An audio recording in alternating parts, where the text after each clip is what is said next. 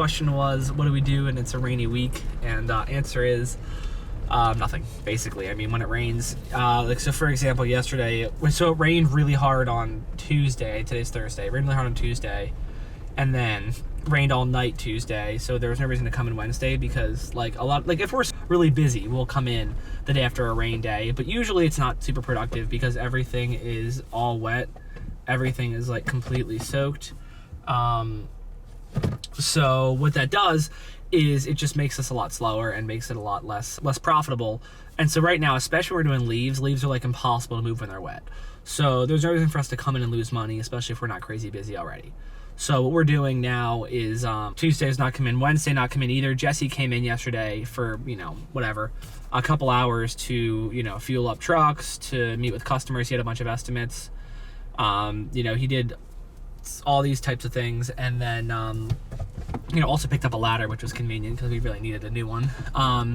But, whatever. Did those things. And by the way, he actually did offer to the team to come in, and nobody wanted to come in to help him fuel up trucks and do all that kind of stuff. While that person just nailed the curb. Anyway, so yeah, that happened. And Tuesday, nobody was in but me. Because Erica was not in. Jesse was not in because it was raining and we didn't have a ton of estimates to do. And then yesterday, Erica and Jesse were both in, and then none of the team was in. And then today, everybody's in. So we just kind of play it by ear. In the spring, it's a lot more of like, all right, well, let's try to, can we work for like 3 hours during the rainy day if the rain like pauses for a little bit? Like, we try to get as much work done as possible because we have too much work, not enough time. So we're squeezing stuff in. Whereas at this time of year, we're not afraid to wait a day because we're not that busy anyway. We'd much rather. I shouldn't say that. Like, we're busy enough, but like we're not crazy busy, and we'd much rather be profitable when we are working than work a day and be unprofitable and just like there's no reason to do that to ourselves. And is there, I'm not sure if you've mentioned this either, is there like a set date that you guys have that you're like, we cease work outside completely after this date? So for us, we don't have that. We kind of try to work as much as possible all year because we're keeping on more people over the winter. And so field team members, obviously, and then we just cut back kind of everybody's hours to 32 hours a week, or that's what we shoot for. But in the case that we're where the do we stop completely? No. But what we do though is like if it's going to be 10 degrees for a full week, like we might not come in. We're not going to come in that week, but then let's say the next week it's nice enough and there's some stuff we can do, we'll do that. And then if it snows, obviously we'll always do snow removal. But so there's no set date, but like there are, just to go on that, there are companies I know, a friend of mine locally here, they work basically all winter until it gets to like about an average temperature of like 25 degrees, because that's when the trucks, and he's does like hardscaping, that's when the trucks and the equipment stuff stop working right, and it's just too cold to be out. But they're using equipment and machines a lot as well, so they're not as killed by the heat or by the cold. But it's the same difference. Like, it just is not fun. And a lot of people actually don't, like, I know a lot of another local company we work with, or we talk to, what they do in the winter is they just let all their guys, they lay everybody off a set date. They say, hey, everybody's getting laid off, like, let's say it's November 15th, everybody's laid off, or whatever the date, or let's say it's December 31, because they spend like the back half of December fixing their equipment stuff for the spring, whatever it is. And then they say, hey, everybody's starting again on March 15th, and they give them like a set start date or whatever, and then they all go on unemployment, and then they all come back. Like, that's another thing people do as well. I try not to do that because, one, I don't believe in just like, hey, let's just use unemployment. Like, I don't like that personally. Like, I just and then also, and I'm not opposed to our guys doing that, but I'd prefer they didn't, because I don't think it's helpful for them, for their career, or for anybody really. But so we try not to do that. And then I think the other thing I've seen is there are some guys that like shift their people into different industries. Like that guy Marcus Vanderlei, or what he said is when he used to run a company, he had, I believe, 80 field team members. They were a hardscape company, and in the winter they would go work for one of his customers, had a commercial cleaning company with a few thousand employees, and in the winter his guys would go work for the cleaning company, but they hated that. So they'd much rather hardscape. So they would work there, get paid more actually in the winter to go work at a job they didn't like. And then in the spring, they would come back to work for him again, which I thought was a really neat really neat idea, and I've thought about doing the whole cleaning company thing or starting like a ski shop. Actually, here's another one. A local company to us, Buckman's Pool Supply. They have they do a lot of like delivery for pool, like so, you know, like pool salts and that kind of stuff. So, and then they have like 5 or 6 locations of ski shops. Actually, it's really cool. So it's called like Buckman's Ski Shop, local to here, and I think that's a neat idea as well. They kind of have that market cornered though, but it's a neat idea as well. So I think what they did is they were a pool company first, and then they bought the ski shops to keep their guys busy in the winter. So that's a pretty cool idea as well. And you know, there's a lot of different things we could like. We're trying to do Christmas lights to stay busy, as you guys know, and then we do snow removal, even though I don't like it a ton because it just pays super well. So then our team can, you know, get paid really well to do that. So you know, there are some things that we try to do, but overall we slow down a bunch, and then we pick up a bunch in the spring, and we're really working on, you know, one of the biggest things for us leading into this, which is a whole other topic, but it's like the training of people. Because if you can train people quickly, like you don't even need to keep employees. I mean, we'd always would, just because we want to, you know, help people build careers, but like we theoretically from a business standpoint wouldn't even need to keep people on over the winter if we were able to train people really fast. Like if we were able to train people, like in a week, we could teach somebody everything they need to know about doing everything in our whole business as of whatever position they are, like done. The problem is it doesn't really work. It's not that easy, and there's always little nuanced things that people can pick up and working here over time. Plus, the culture is also hard because in that training, we'd also have to learn culture. Whereas if we can have a couple people that set the culture and set the standard, and then we just, even if we're integrating, you know, let's say next spring, for example, right, we're bringing on probably 20 people, and then we're gonna let half go. We're gonna like figure out who's the best. Like even that is a case of we still have them as a cornerstone of the culture, the 3 or 4 people, because it's hard for just the GM to manage the culture because he can't be everywhere all at once and on every job site. Whereas if we have people on job sites saying like, hey, no, that we don't talk like that here. You know, here's how you talk to customers. Like just little things that I think get like glossed over if we're not careful, or if we don't have people like that. And I have no idea how to get it out. We're in the back. Did you call Jesse? Jesse's here with me. Oh, good. Yeah, he is here with me. He's been helping us because we've been struggling because of how wet the leaves are, and how, like, picking everything up has been a nightmare. But on top of that, the ground in one of the areas that we were picking up was too soft, and the truck got stuck. But so why was the truck on the lawn?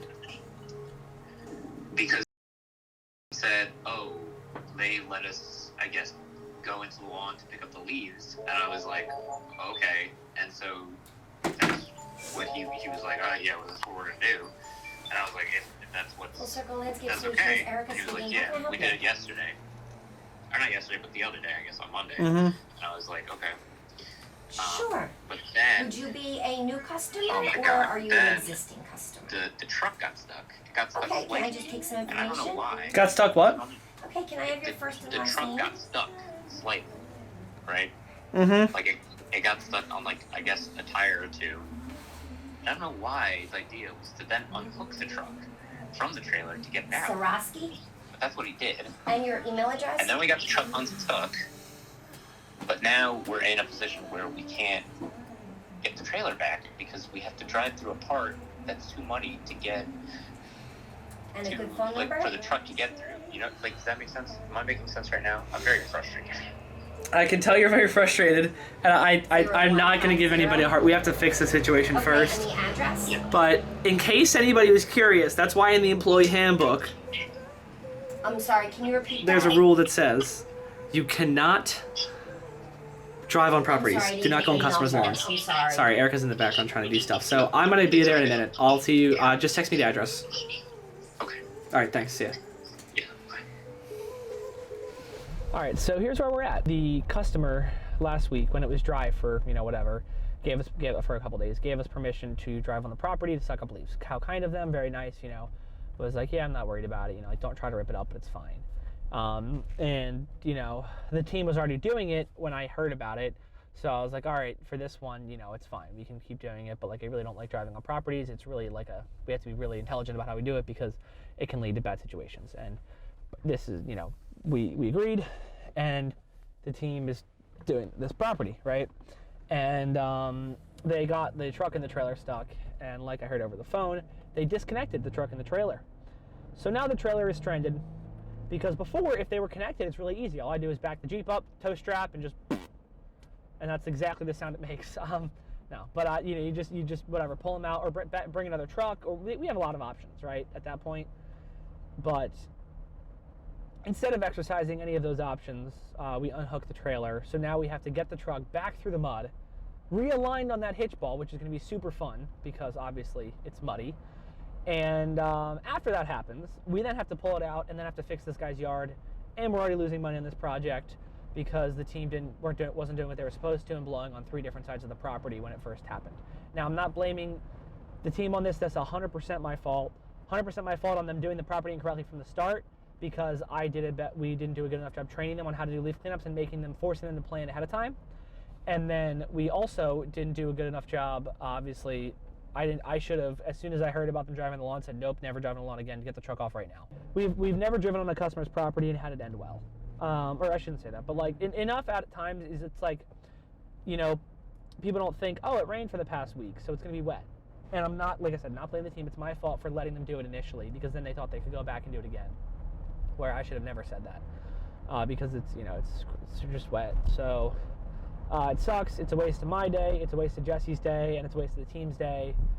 And you know, we're spending now, our payroll to be there is about a little over $100 an hour, and just gone outside the company, and we're not making any money.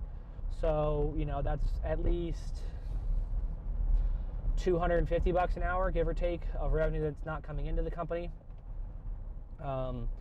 So just a colossal waste and a colossal failure, and the failure is not on anybody but myself. Although separately from all of this, I'm also angry at the team now because I just saw that the truck's out of diesel exhaust fluid and nobody said anything. It feels to me, it feels to me like a blatant disregard for the equipment, because the truck's limited to 50 miles an hour and it's dinging and sitting at us none left. And luckily we don't do a lot of jobs that are far away, so we don't run the truck very long. But if we were to, it would be a whole massive issue, because it would melt, but would totally break the exhaust system. So after, you know, looking at the situation, what I'm thinking is we're pretty good and screwed. I don't see an easy way to get that out. You know, I mean, the Jeep that I brought has a hitch, you know, but it's like, I'm not seeing an easy way to do it. I was thinking that maybe we could get the mower under there, but I think it's gonna be the same difference, as it'll be stuck. I was gonna come look at this and see, but I now that I'm looking at it, like, it could have been a good idea to try to use this, but honestly, like, it's like, there's not enough weight here to move it, because this is a hitch. So we could have, I thought about, you know, using that, but it's just not going to be enough oomph to move the trailer. So let's go problem solve, shall we? Does anybody have any ideas on how we can get it out? My only idea was that we take the truck, we back it up going this way as close as we can to the fence. And then, like from here, right? I didn't really leave here earlier, but from here, we connect it and then push as far back as we can, because we're not in this area, and then pull forward that way. Wait, so you mean like come on this? Like, I don't. Yeah, so like the back of the truck basically comes out this way and swings around to connect, and then from there push it back. Back it up. Yeah, and then because the way that they came in was through here, and then came around and backed it up. Yeah, the idea, whoever's idea it was to unhook the trailer was not a good one. No offense to whoever had that idea. I don't need to know, but it was not a good plan. And then. Straps up like we do. No, they'll just rip the jack off.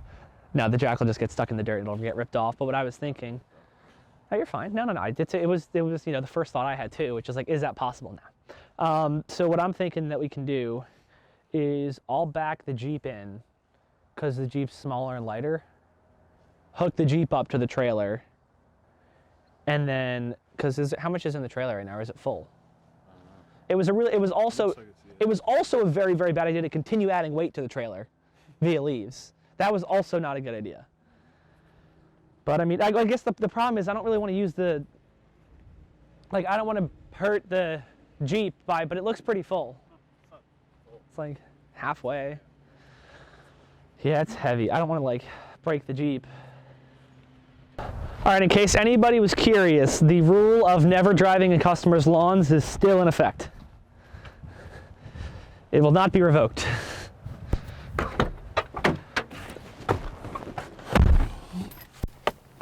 I don't know if you heard me having my little cranky fest, but wait, hang on, let me just get this out here so you don't have to listen to crinkling.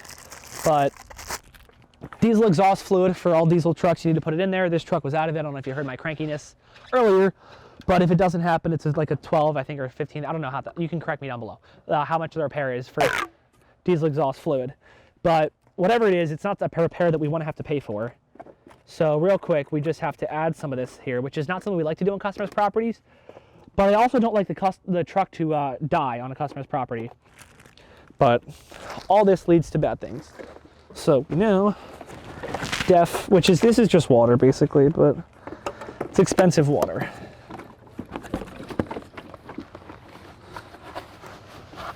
All right.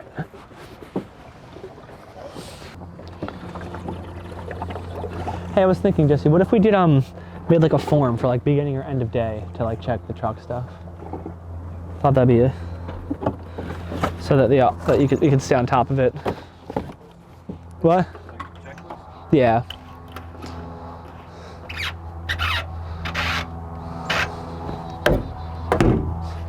Okay. Let us see how we need to rectify the situation. Will you grab the mower and bring the mower over here with the blower? Yeah. So you come stand right here. So I can see you and you can watch them. Yeah. And we're just gonna go real slow.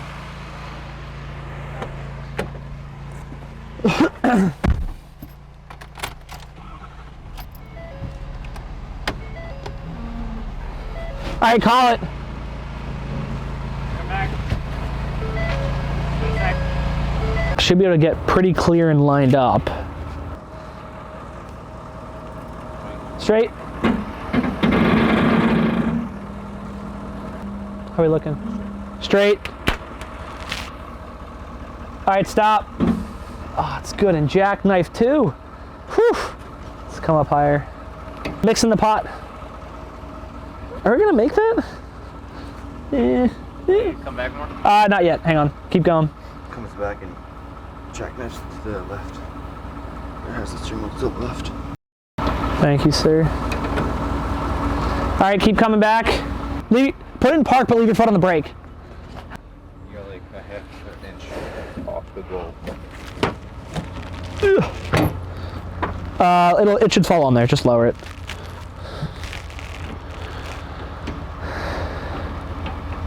Hopefully. Hey, will you guys go push this? Not you. You say. You too. Go push this way on the truck. Just push like this way just on the whole truck, just on the body. Just push. Yeah. Right. Is that? Hang on. Is it? Oh no, you're good. Keep going. Yeah. Are we on it? They're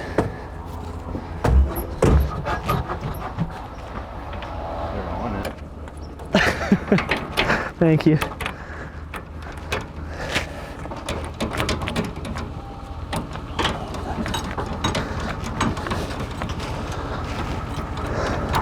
All right, ready? See if we can.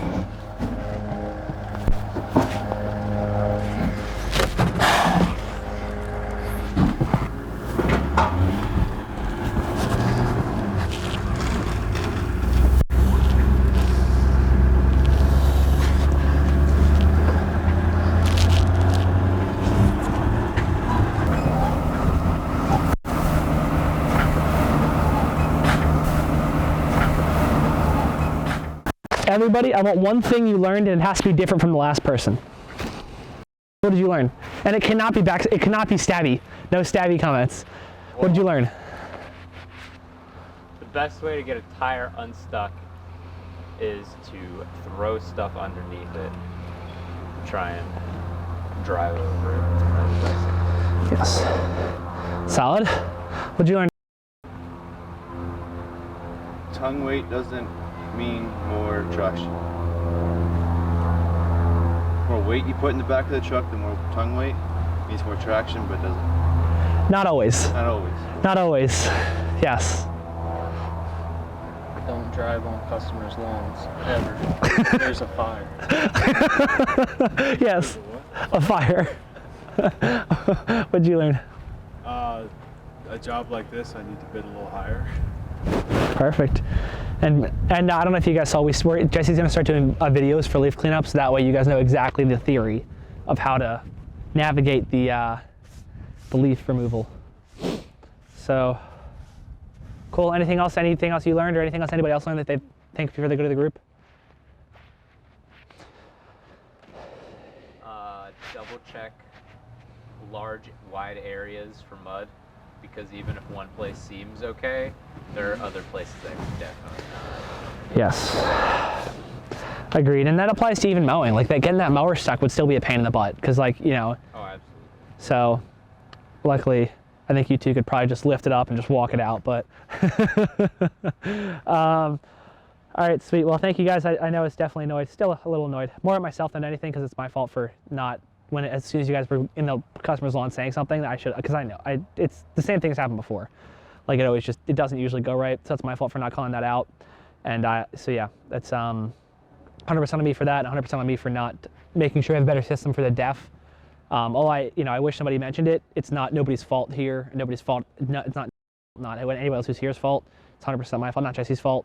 So we're just going to make that correction and figure out a new way to do it. But for now, the truck has 500 miles left till it's out of def, so we're good. He said that we could drive on his lawn. I know he did, but here's the thing. If we didn't drive on his lawn and it took a little longer to do the cleanup, we cleaned all the leaves up, we left, customer's happy. Customer will use this again in the future. We drive on customer's lawn, even if there's a small chance, truck gets stuck, customers like these guys, like, I don't know why I hired this professional company, they seem great, they got his, and then the truck gets stuck. So I don't know, he might be fine with it, but he also might never use this again. So it's not worth the juice is not worth the squeeze, if that makes sense. But here's the thing, totally different story if you didn't get permission. So thank you for getting permission. Because if you didn't get permission, he came out, he'd be losing his marbles. So thank you guys for that. Anything else? Cool, well, nice job working together to get this done. Although I was let down by the events that happened, it's my fault ultimately, so I'm not blaming anybody. Did I convey that message? Oh, yeah. That I'm let down, but it's my fault ultimately. Cool. So yeah, I mean, I think topsoil is, we're gonna need topsoil. Like, you can't finagle this to make it work right. It's close, but just to get these ruts out, we'll need, like, some topsoil. He said just take care of the ruts. Yeah, and don't forget about back there. So here is if you want to look, Ethan, real quick, here is the size of the damage. Tire tracks, we kind of put plywood there so it's a little flatter here. And then back here where the trailer got, like, kind of jackknifed, this area. And then, yeah, all this. So this is just gonna need a little bit of love. And that's pretty much it. That was the hardest I've worked in a while. So we need to get some Planet Smoothie to recover. Ethan made a comment. He was like, I didn't expect it to come out that fast. And I was like, that's my job. That's what I do. So my job is to fix problems that are difficult to solve. And so, like, for example, in this case, when we have something like this go wrong, it's my job to come out and fix it quickly. Now that we've worked it out, we had our team meeting. I think I'm much in a better spot, and I'm not angry with anybody at all, except for myself for letting it happen, but that's okay. And, but yeah, there was a really funny thing that I think it was on, like, VinWiki. There was like a company that did, like, exotic car races or something, or rentals, and they would do, like, hot laps in cars and do cool stuff with them, whatever. And the boss, whenever something would go wrong, right, the management team would try to fix it. But if they couldn't fix it, the guy who ran his name was Adam, I think, and they called it Adam's Magic Phone. And basically what the joke was, and what it was, is it's like, if anything went wrong, he would the management team would want to fix it and try to fix it. But if they couldn't, or if there was an impossible situation, Adam's Magic Phone fixed it. So, like, an example they gave was, like, a tire fell off of a thing and hit, like, a Ferrari F40, cracked the windshield, whatever, and it was needed desperately for the event, and they were totally stuck. Nobody had it. They used they called Adam's Magic Phone, fixed the problem. They had a Ferrari F40 there the next day, which is just, like, crazy to think about the logistics of that. But, like, that's what I try to be for the team. So when something goes wrong, they call me and I fix it. And I try not to ream anybody out, you know, at least while the problem still exists. We try to solve the problem first and then figure out the at fault, unless it's, you know, something that's, you know, what's the word? Unless it's something that's egregious. And then in that case, we have to deal with it immediately. So the morning got slightly derailed, as they say, or derailed. But that's okay, because we're going to get back on track, because I'm a professional at that, because I'm a professional at derailing myself. So luckily, I can just snap right back. So what the plan is going to be to go back to the office, send out our Christmas light email, because I want to tell all of our customers we do Christmas lights now that we're getting a little better at it. We have our pricing down a little bit closer. Same thing with gutter cleaning, but whatever, Christmas lights. And then I want to make documents so that we can estimate those, because, you know, putting a little cart a little bit before the horse with the sending out the email first. But I really want to get that out today, because that way people can ask this afternoon and tomorrow whilst Erica is here. Because if I send it out tomorrow, then it's kind of fading into the weekend a little bit, and then we might not get as many people that are interested. Plus, there's tons of people I know right now that are, I think now's like the perfect time to strike, because all of the early light people have gotten their lights out. And then all of our customers that have money and don't feel like doing their lights and have the wife nagging them, sorry if you're, you know, a female listening to this, but usually it's the wife that's nagging about the lights because it's usually the husband's job, so kill me. Wife nagging them, and they're like, oh my God, I just need to get these lights up. And then all of a sudden, a glimmer of hope, full circle, says, hey, we can put your lights up for you. And then they get stoked, and then they call us, and then they'll pay us, you know, some money to put their lights up, which would be fantastic. So that's what we're going for here. And I think this is like the perfect timing, and I've learned that in this business, timing is everything. And I actually have a thing on my wall. I think it's is that a Dana White or, I don't know, whatever, it doesn't matter. I think it's a Dana White thing, that timing is everything, but whatever. It's really 3 words, so I don't know if it can be attributed to anybody, but one of my favorite things ever is timing is everything, because it is, and especially in this business for marketing. So we're going to get that out today. I'm going to get that taken care of, and then we also have to look at our insurances, which is like my least favorite part of the entire business, is dealing with the, you know, insurance, whether that be the, you know, the workers' comp or the liability, and new companies and new providers and new quotes, and it's audit time for workers' comp. So it's a whole bunch of stuff we have to deal with on the insurance end. So I'm going to do that today as well. Yeah, that's more or less the gist of the plan for the rest of the day. What is the situation we're trying to figure out? We're trying to add the rescheduled flag so that we can reschedule jobs and know when. So you're basically flagging accounts on the dispatch board so that it stands out and you know to reschedule them? So that you know they were rescheduled, so you know to do them first. Ah, okay. Because that would be really cool. But wait, before you call, operations meeting. Oh. Erica's in your favorite meeting. Operations. I actually do have I have very relevant questions, but wait. Jesse, is there anything you wanted to go over first?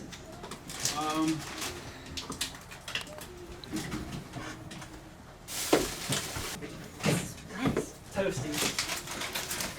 I don't think so. Not first. Alright, so today I'm going to send out the Christmas light email, so hopefully we get some for our current customers, and hopefully get some of those. Is this the second one we're sending out? First one. I think I'm going to pretty much turn off the rest of our marketing, because our like Facebook marketing, because it just doesn't seem to, it's not like crazy. It's working, but like for Not enough to make it work. For what we're paying per lead, for Christmas lights it's about $50 a lead. I thought it was like 26. It was. It's gone up. It's, you know, it'll probably come down a little bit again, but you know, it's nothing crazy per lead. So I was thinking, you know,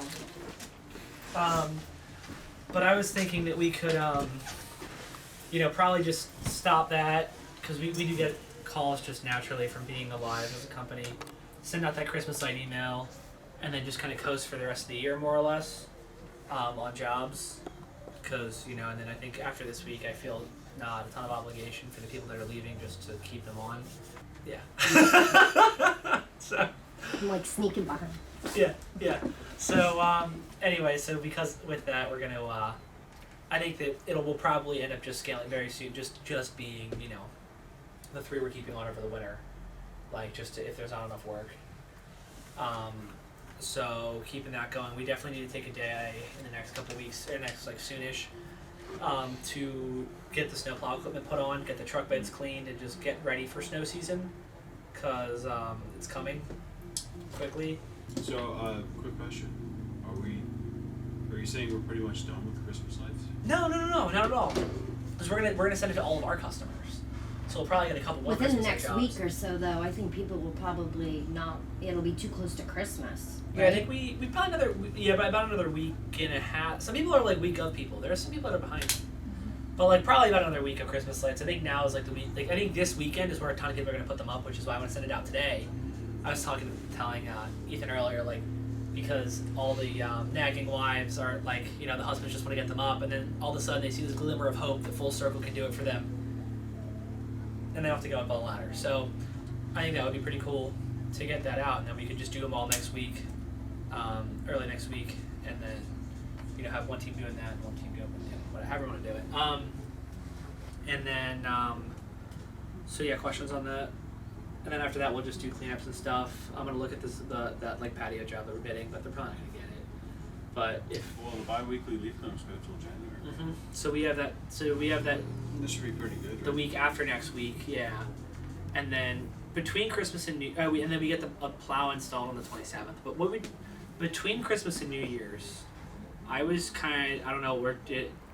Like it's weird because this year it's like a full work week. Like normally it's not. What are you thinking about? Well, I mean, no, I think we could work. I just like it's just like what we want to do. I mean, I think we'll probably end up changing our hours like to like winter hours and just making our. That's what we always like just making the office open from like, 8 to 12 every day or something, instead of 8 to 4. Yeah, because I've been done like around 1:30 every for the last. Yeah, or you could do 8 to whatever. Like we could do 8 to 12, and then, we could leave the phone open there if you wait later if we wanted. But basically, just do that. Now, will you change that on our website to let people know? Yeah, I changed the website And to like Google on the the phone? voicemail. Yeah, actually, one of my friends actually just sent me this thing. The guy from Australia, great guy, Jack with 2 Ks, Jakk, Jack. He's a great guy. I talk to him occasionally, but he sent me this thing he did. It's really cool. It's like a custom voicemail. So like it paid somebody like $50, and they made him like custom voicemails that sound really cool. So we're gonna switch to those. But that's the point. Are we changing the team's hours? Like something I should tell them about, or? I mean, 32 hours. Like they're probably gonna only be working like 3 days a week, but not next week. Okay.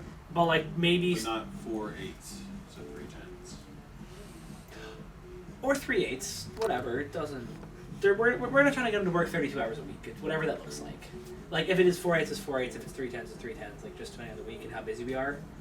Basically, we're just gonna get in as many hours as possible. So it's not like I don't know if there's anything to tell them really, because it's just as many Well, as we should can. be. We should. I feel like with 3 people, we should be pretty busy for the weeks we have. We have the bi-weekly. Yeah, especially if we go back to 3 8s. Yeah. So So bi-weekly. If we have 3 people, bi-weekly leaf cleanup should last us the whole week, shouldn't it? like 2 days. Really? It's like 30 hours worth, 30, 40 hours worth, maybe 40 hours worth. Well, Whatever. it's better than last. Better than nothing. So and I think next week will be busy. Like next week should be busy, because everything from this week plus the bi-weeklies, or because we have to do those again. Some of them didn't get done. We'll probably finish them tomorrow, but whatever. The stuff from this week got pushed over, plus the Christmas lights. So we'll be pretty busy next week, and then probably relatively busy the week after, and then after that it's probably gonna slow down a good bit. But we have a lot of stuff to do around the yard. The week between Christmas and New Year's is going to be like Yeah. completely. Mm-hmm. Yeah. So and then the winter services email is going to go out as well. I sent that email. Oh, so to all the customers that are already on it. And I then, sent it a few days ago. oh, that's something that I actually have to do with you real quick. That's another thing. Remind me once we're done this is having you do that with all of our new mowing clients, and I'm going to see if I can pull a list out, and that way you can send it to all of our new mowing clients. About the winter Yeah, service. they're on the list for winter services, and we're going to start those. So you're automatically putting people on winter services? New clients, yes. But So letting them without know. asking them. They're We're getting it. telling them. We're telling them that it's we're an gonna- opt-out situation. So we're going to send them an email and say, hey, please let us know if you'd like to please click here if you'd like to opt out of Okay. winter services. Okay. We automatically switch from mowing to because they're new clients. That's what we do. Yeah. As a company, that's what we do with our new clients. This is our system. If they'd like to opt I out, would have they told can. them that when they signed up. I feel bad. Like I should have warned them maybe. No. That's like people can just. And here's the thing: if we go out and do it, and they're like, "What's the charge on my car?" We just refund it immediately. Okay. But I think it's worth it because, and this is a Mike Andy's thing. He said when he did the opt-in, he had like I don't know, like whatever it was. Don't Most people can I didn't ask you a opt question, in. though? Less people will opt out than people opting in. That's why. Yeah. Okay. Don't you think it would be better? It would look a little bit better if you spoke to them about it first, rather than like, because last year I remember we kind of just showed up on people's lawns and they were like, "What the hell are you doing here? I don't want this." Like, don't you think it would be nice, or not nice, but like, don't you think it'd be better to be like, "Hey, we're gonna keep your property nice and neat over the wintertime"? That's what the email says. Well, I guess people just didn't read the email last No, year. they just don't read their email. Which, Or like, they think it's marketing and they ignore it. yeah, I mean, like, you know, literally, I think we made the subject line like, you know, winter services or something, like, you know, you were signed up for winter services or whatever it is. Like, we'll try to make it pretty clear. Like, we just wanted, but like, if you look at the numbers, like, if you just do opt out or opt in, almost nobody opts in, and if you do opt out, Barely anybody opts out, and then, you know, even if anybody that doesn't want it, we just immediately refund the money. And then what that does though is, let's say we get, you know, 5 or 3 times the amount of people signed up for it and they're happy with the service, they just wouldn't have opted in for it. So, you know, I get what you're saying for sure, but we didn't have any issues and nobody was upset over it because we were just, oh yeah, no big deal, sorry, we sent an email out, they got it, we'll just refund the money. Nobody complained, as long as we just do that, which is what we're gonna do. So, and then we'll just go over the team like we did last year real quick, just what to say when the customer comes out if they're not happy that we're there. But just, oh hey, you got an email, don't worry, you won't get charged. We'll just let the office know you don't want it. You know, I have a list. We'll even print out, that's something we should do actually, I'll make a note, to print out like a list of the winter services so the team can give it to clients. No, I did that, and Source Autopilot told me how to do that, and then most of them didn't have the winter services. I have no idea why. Remember I told you that yesterday? Sorry, I mean like the list of actually what we do in the winter. Like what there's like, you know, it's like a 12-point list of things we're gonna do when we go to the property. Is like what winter services is. But I know what you mean as well, and we'll do that. But I can pull that up. And then anything else you guys wanted to go over for the winter as far as scheduling, being busy, doing things? Nope. Last thing, real quick, is for snow removal. Just make sure I look at everything. We currently have 53 snow accounts, which is a good bit. How many we have last year? It's a great question. Let's look that up.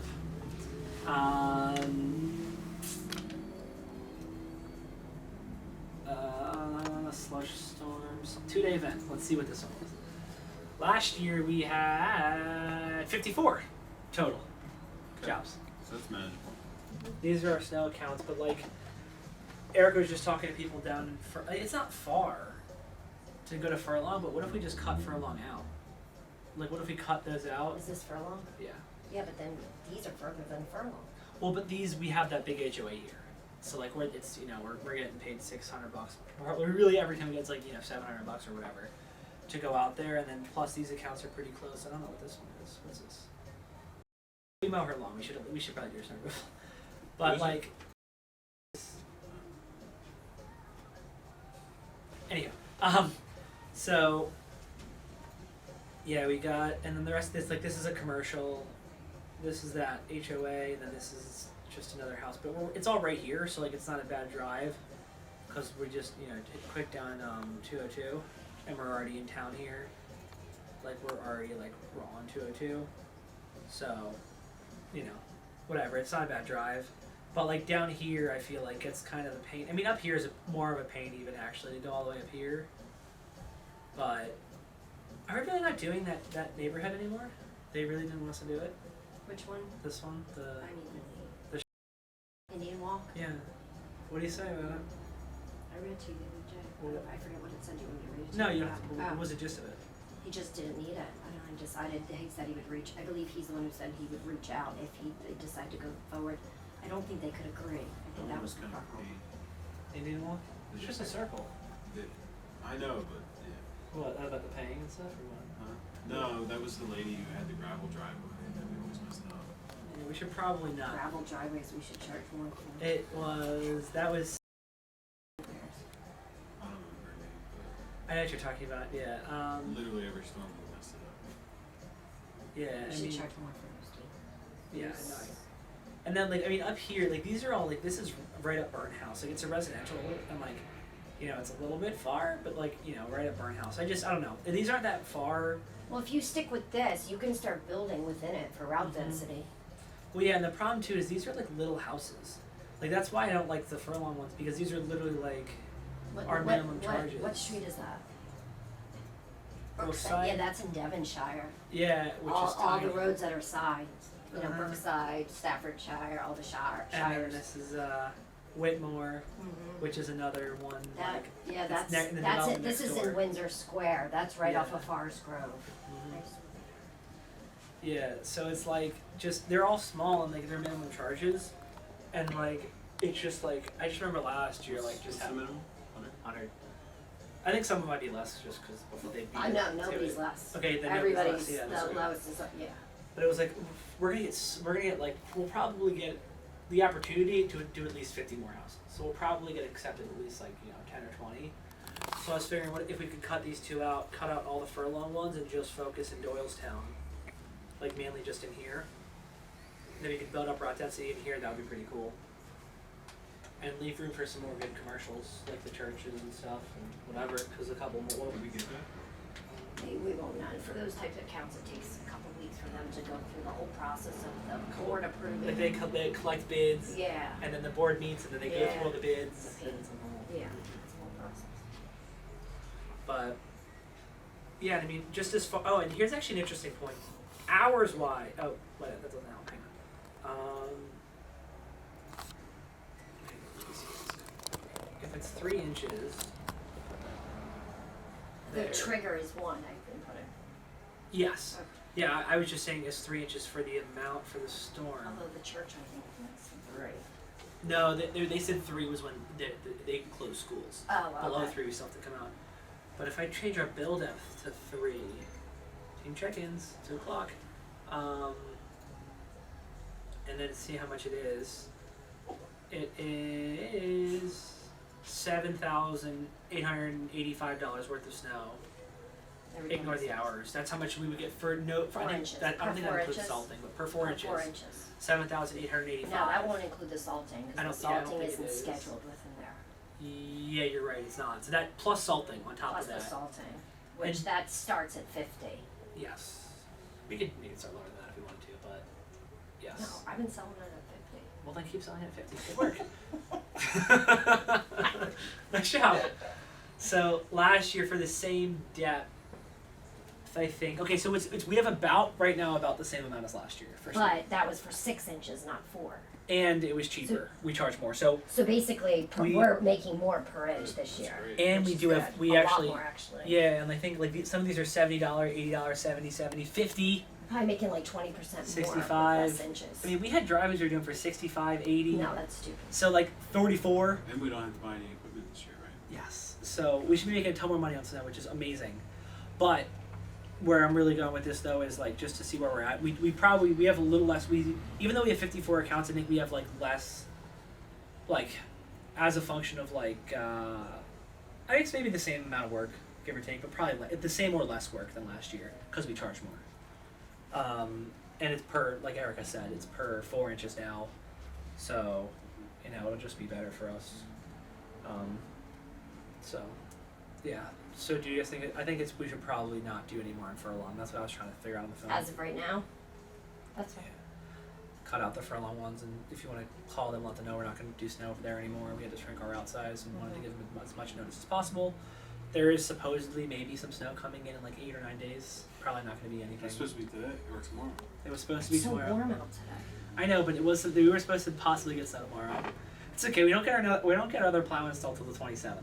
Yeah, let's not get snow before then. Did we order salt? Or You don't have to. You don't have to. Okay. No, we. Do you have a pallet? No, we have a guy. You have a guy. That sound like a mafia. You have a guy. We have a guy. Yeah. Yeah, no, Schmaltzy. He takes care of us. Okay. He's also the guy. You don't buy it by the bulk. You don't buy bulk. It's bags, right? We buy bulk. Oh, you do. Okay. It's a great business. He's got a great little business. It's like a off mechanic, like where Yeah, mechanics I've sell heard and it. Yeah. So in there he sells salt bulk. Oh, okay. So he'll load up our salter. Ooh, you know what else we should buy actually? That is something we should buy a tailgate salter. a backup It's a salter. Snow X tailgate salter. Yeah, one of like The something Snow like X that. is pretty Why do you have good. any problems with the salt that you have? I know, but it's only It's everything probably, breaks. Yeah, is it big enough? Oh yeah, it's huge. I mean, it's a 1.5 ton or 2 ton. No, two we and a always half. use this tailgate Snow X. We use it. We actually have like an in bed like a salt A box. V-box. A V box. Thank you. Yeah. But I definitely think we should. I'm gonna keep my eyes out for The only girl on the planet that knows. a V-box. Yeah. But so yeah, we have one of those. But that thing works. I mean, it works fantastic. Oh, yeah. But like, there was one storm last year where When like, it there gets was an stuck issue though, with it. because it freezes, you got to get back there and like clog it. So, it's a pain in the neck. True, but we haven't had. We just empty it. Like we just empty it all out, or we can go back to there and like. Yeah, when you leave it in there longer, I feel like. Oh, that's you when do. it Oh, gets like clogged, if you leave yeah. it in there overnight, or like a wet, It gets or like clogged. if it rains, because it's still it's weird. But yeah, those things do clog. Or you pour windshield washer fluid in there. Is that how you unclog If it? it clogs too, you don't have to That's good shovel. to know. You can pour windshield washer fluid. Oh, really? Yeah, because it doesn't freeze. We usually always go to the washroom the next day too. And that's always every day. Wash We the actually have a trucks couple and day get the after salt off accounts, the but yeah, trucks. we Unless we work 18 hours straight. and then we wait 2 days. Maybe 3. Maybe 3. I think Jesse was So if like, I don't see you guys in here for a few days, I'll know why. Yeah, exactly. Exactly. See, that was so bad. So, last year, here's the error that we have, and the issue that we have, Oops. which is, so here's the problem from this year, right? The team does not make P4P. So, the team thinks P4P does not work, because they didn't make any. So, when we bid jobs, we add more budgeted hours, so that the team has a chance of making P4P. But because and then less people accept because we bid higher hours, so it's more expensive, so less people accept. So they book out less, so we're not as busy. So then we have to lower the amount of hours we work every week to stay busy. Or lower the amount of hours on the jobs to stay busy. So like, instead of bidding, if it should take 10, we were bidding 12 to try to get enough hours so the team makes P4P, but they still weren't, and we weren't getting booked out enough, so we had to knock it down to 8, so they still weren't making it. So then this just repeats. Right, because then the team doesn't make it, the team thinks it doesn't work, we have to add hours, less people accept, we book out less, we lower hours, and it repeats. So that's the bad cycle of P4P. Here's the good cycle of P4P that we're going to go for next year, which is the team makes P4P. The team works faster to make more money. We optimize pricing, not necessarily lower, just make sure it's perfect. But more people accept estimates. We book out more because more people are accepting. We charge more because we're almost overbooking because we have so many estimates. We have so many jobs. So then the team makes P4P because we charge more, and then it repeats in an upward spiral. So this is the downward one, this is the upward one. We're going to try to get this one next year. The way we're going to do that is by not forcing growth off peak season, because this was bad, trying to grow when we shouldn't have grown.